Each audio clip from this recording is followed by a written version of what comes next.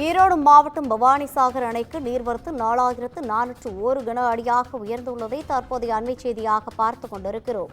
நேற்று 549 கன அடியாக இருந்த நிலையில் தற்போது அந்த நீர்வரத்தானது அதிகரித்துள்ளது. இதுகுறித்தான கூடுதல் விவரங்களை வழங்குவதற்காக நமது செய்தியாளர் கிருஷ்ணமூர்த்தி இணைப்பில் இருக்கிறார்.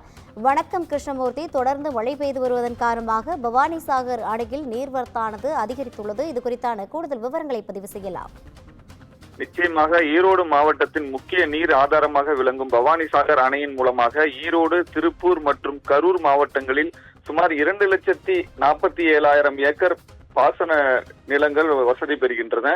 அணையின் நீர்பிடிப்பு பகுதிகளில் கடந்த சில மாதங்களாக மழை பெய்யாததால் பவானிசாகர் அணைக்கு நீர்வரத்து குறைந்து அணையின் நீர்மட்டம் 69 அடியாக சரிந்தது. இந்நிலையில் கேரளா தென்மேற்கு பருவமழை தொடங்கியுள்ளது. இதன் காரணமாக பவானிசாகர் அணையின் நீர்பிடிப்பு பகுதிகளான நீலகிரி மலைப்பகுதி, கோவை மாவட்டம் பில்லூர் அணை மற்றும் வட கேரளாவில் பரவலாக மழை பெய்து வருகிறது. மழையின் காரணமாக பவானிசாகர் அணைக்கு வந்து சேரும் பவானி ஆற்று மற்றும் மாயாற்றில் நீர்வரத்து அதிகரித்துள்ளது.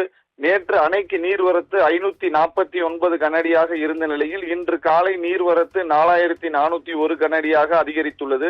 இன்று காலை நிலவரப்படி அணையின் நீர்மட்டம் 70.30 அடியாகவும் நீர் இருப்பு 11.07 TMC ஆகவும் உள்ளது.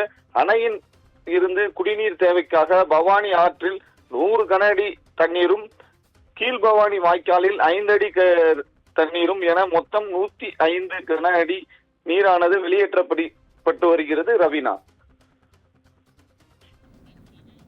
கூடுதல் விவரங்களை வழங்கியமைக்காக நன்றி கிருஷ்ணமூர்த்தி.